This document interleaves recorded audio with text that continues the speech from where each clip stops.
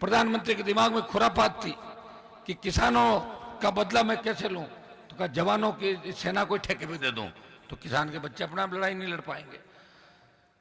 जब अग्निपथ आया और 2 दिन आपने देखा होगा देश में आंदोलन चला, लेकिन वो बिना नेताओं का आंदोलन था। बिहार में कोई ट्रेन में पथराव हो गया, कहीं आग लग गई, अपने आप बच्चे जो सेना भर्ती रैलियों के अंदर जा रहे थे वो बिना नेतृत्व का आंदोलन देश के अंदर कर रहे थे। सबसे पहले कोई पार्टी अपने झंडे के साथ उस अग्निपथ के खिलाफ अगर मैदान में कूदी तो देश की राष्ट्रीय लोकतांत्रिक पार्टी झंडे के साथ अग्निपथ को वापस करने के मैदान के अंदर कूदी थी। जब लोकसभा का सत्र था, मैंने तमाम विपक्षी पार्टियों को कहा कि अग्निपथ सेना के सम्मान के अंदर हमें जवानों के जोश और जज्बे और बलिदान को याद रखते हुए हम सबको एकजुट होकर मोदी का विरोध करना चाहिए। तो कांग्रेस पार्टी सहित तमाम पार्टियों ने कहा हम अग्निपथ का विरोध करेंगे। भाइयों, जब तख्तियां लेके हम गए, तख्ती बनानी पड़ती है पहले दिन, तख्ती बना के ले गए, हमने तख्ती ऊंची करी, अग्निपथ वापस लो, तो कांग्रेस की तरफ से तख्ती आई, सोनिया राहुल की ईडी जांच बंद करो, ये तख्ती थी उनकी। वो तो उसमें उलझ के रहे। किसान आंदोलन का नेतृत्व पंजाब के किसानों ने किया, लेकिन देश के जवानों के आंदोलन का नेतृत्व है राजस्थान के किसान के बेटे करेंगे। ये संदेश अगर देश में दिया तो नागौर के सांसद ने राजस्थान के जवानों को, देश के जवानों को खड़ा करके संदेश दिया। भाइयों, लोकसभा के अंदर चाहे ईआरसीपी का मामला हो, यमुना का जल राजस्थान का हिस्सा, यमुना का जल राजस्थान के अंदर आए, शेखावाटी अंचल हरा भरा हो, या सिंचाई का पानी आए, पीने का मीठा पानी इस इलाके के अंदर जब बच गए, झुंझुनू सीकर के इलाके, तो टकटकी लगा के देख रहे हैं कि नेताओं ने कितनी बार वोट लिए, नहर आएगी नहर आएगी, पानी तो आंखों का ही सूख गया लोगों का, नहर आई नहीं, न तो मारवाड़ के अंदर आई, उन्हें शेखावाटी के अंदर आई। मैं आपको विश्वास दिलाता हूं कि पंजाब राजस्थान को हिस्से का पानी नहीं दे रहा है, हरियाणा भी आंख दिखा रहा है, गुजरात जहां से प्रधानमंत्री आते हैं, बाड़मेर जालोर के अंदर हमारे गुजरात के नर्मदा का पानी आया है, लेकिन वहां भी हिस्से का पानी नहीं मिल रहा।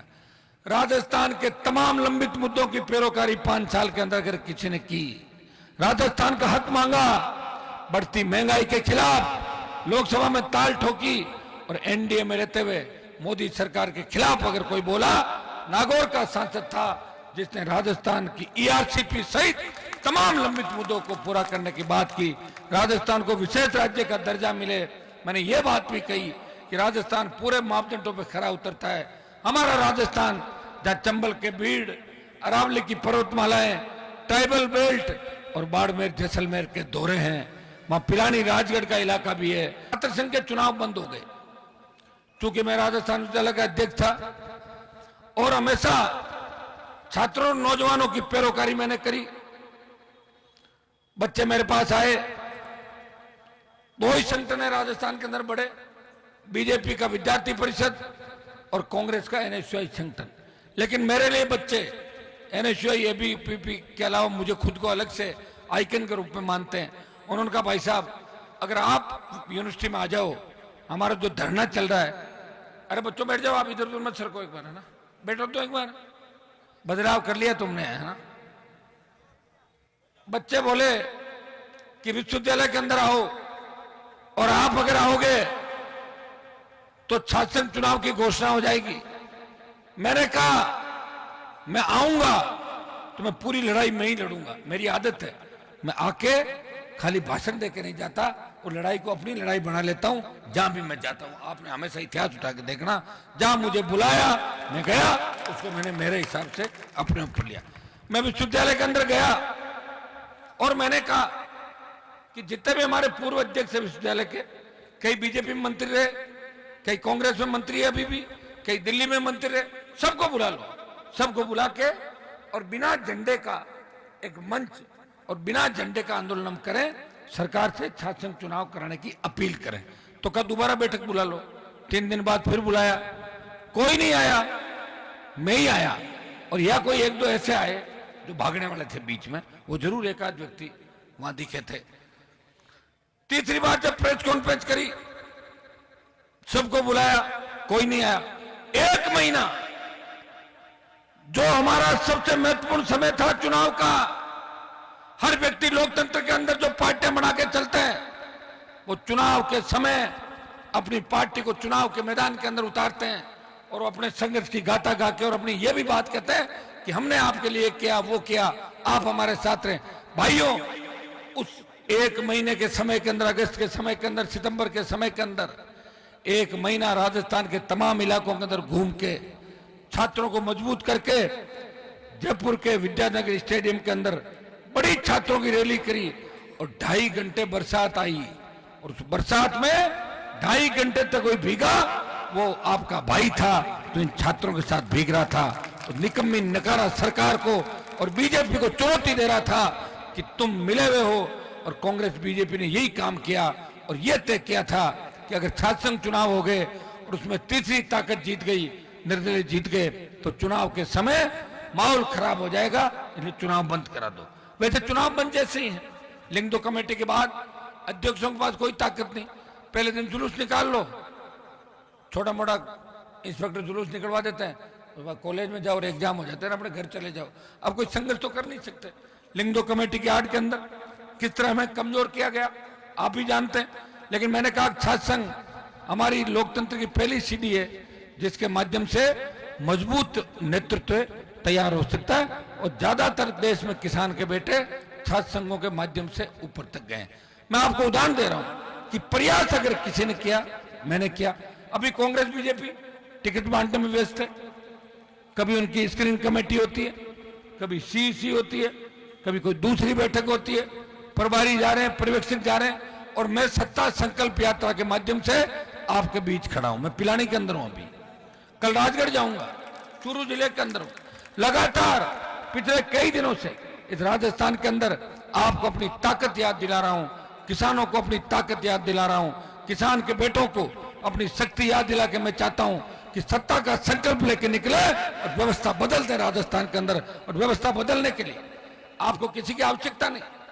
आपका जब मन हुआ था तो आपने बीजेपी को हरा के पिछली बार कहा कि मैं एमएलए बदल दिया था ना पिलानी में, क्या नाम था उसका, अब कौन बना, तो किसने बनाया, अरे आपने तो बनाया, हाँ तो फिर बदल दिया ना।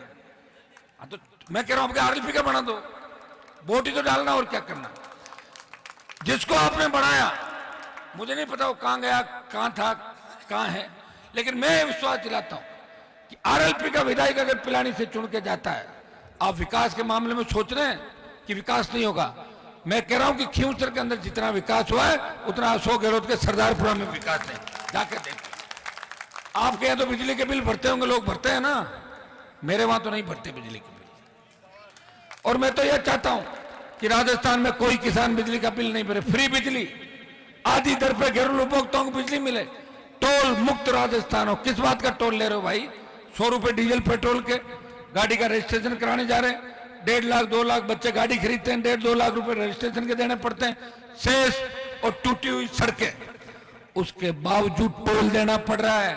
और टोल नाकों पे आप देखिए किस तरह की गुंडागर्दी होती है। कोई परिवार के साथ अगर अकेला चला जाए अपने बच्चों के साथ, टोल नाकों में इस तरह के बदमाश बैठे हैं कि कई घटनाओं को अंजाम दे देते हैं। कौन जिम्मेदार है इसके लिए, सरकारें। टोल माफ कौन करेगा, सरकार करेगी।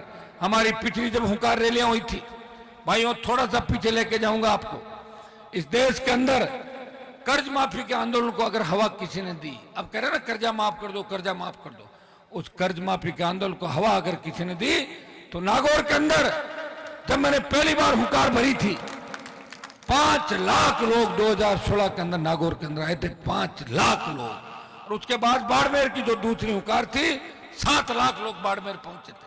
और बीकानेर जब हम गए, उससे पहले डरी हुई वसुंधरा सरकार ने यहाँ 50,000 नौकरियां, स्टेट हाईवे टोल फ्री और आपका 5 horsepower पावर की बिजली फ्री करी थी। और नागौर बाड़मेर की हुंकार रैलियों के बाद मंदसौर मध्य प्रदेश में किसानों ने बड़ा आंदोलन किया, कर्ज माफी को लेके सीने पे गोलियां खाई, और कर्ज माफी के आंदोलन को देश के अंदर हवा मिली। तो राजस्थान के किसानों के आंदोलन के बदौलत कर्ज माफी के आंदोलन को देश के अंदर हवा मिली थी। यह सही है कि कर्जा माफ नहीं हुआ, लेकिन बात तो चली, बात चली, कर्जा माफ भी होगा, बात चल जानी चाहिए लोकतंत्र के अंदर। बात अगर चलेगी, जैसे महिला आरक्षण की बात चली, ठीक है, प्रधानमंत्री जी ने लोगों को बेवकूफ बना दिया, ये सही बात है, लेकिन लागू तो होगा कभी न कभी। जब आनंद फान में सत्र बुलाया, हमने सोचा पता नहीं क्या करेंगे, आज का आज ऐसा कौन सा बिल लाएंगे। फिर जब बिल लाए और बिल पढ़ा, बिल पढ़ने के 2 घंटे बाद लोगों को समझ में आया कि बिल्कुल ही बेवकूफ बना दिया देश की जनता को। उसमें यह लिख दिया कि पहले जनगणना होगी, फिर जो डिलिमिटेशन है फ्रीज किया हुआ वो डिलिमिटेशन खत्म होगा, और उसके बाद महिला आरक्षण होगा। तो 1952 में होगा, 2052 होगा कि 37 होगा, 42 होगा, कुछ भी नहीं लिखा हुआ उसके अंदर। इस तरह देश की जनता को बेवकूफ बनाने का कोई काम कर सकते हैं तो प्रधानमंत्री जी 543 सांसदों की आंखों में पट्टी बांध के और बिल लाके थमा दिया, और लोगों ने बिल पे भाषण भी दे दिए, और बाद में पता लगा कौन सा बिल है, बिल था ही नहीं। झूठ का पिटारा लोकसभा के अंदर लेके आए, इसलिए कि लोगों में ध्यान बंटवा दो। लोग, किसान, अग्निपथ, महंगाई, चाइना ठोक रहा हमारे को, आतंकवाद बढ़ रहा है, साजिश बढ़ रही है, काबू में नहीं आ रहा प्रधानमंत्री से। सिर्फ आप देखोगे फायदा किनका हो रहा है, गुजरात के सेठों का। बाकी देश के अंदर जितने भी धन्ना सेठ थे सर्कल इधर उधर, सिर्फ हर जगह। मैं गुजरात हमारा भाई, कोई अलग राज्य नहीं, लेकिन पूरा पूरा गुजरात को दे दोगे तो बाकी लोग क्या करेंगे, ये बताओ आप मुझे। कितना ज्यादा इन्होंने इस तरह हैक कर लिया सिस्टम को।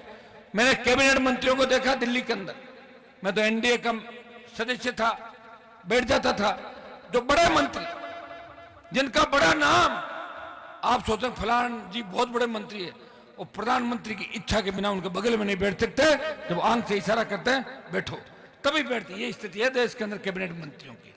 ये स्थिति प्रदेश के अंदर आप देख लें, प्रदेश में क्या हो रहा है। प्रदेश में मिलाजुली का खेल, जो बात 2009 में मैं कह रहा था कि गहलोत वसुंधरा मिले में मिलकर राजस्थान को लूट रहे, एक सांप ना आते दूसरा नाग ना आते, ये हालात राजस्थान के अंदर है। तो अशोक गहलोत ने खुद बोला कि मेरी सरकार वसुंधरा ने बचाई। एक मिनट रुको, प्लीज। अशोक गहलोत ने बोला कि मेरी जब सरकार गिर रही थी तो वसुंधरा ने मेरी सरकार बचाई। तो इससे ज्यादा मिलाजुली का क्या खेल हो सकता है, बताओ मुझे। मैं तो जो कह रहा हूं वो कर रहा हूं, और ये सही बात है।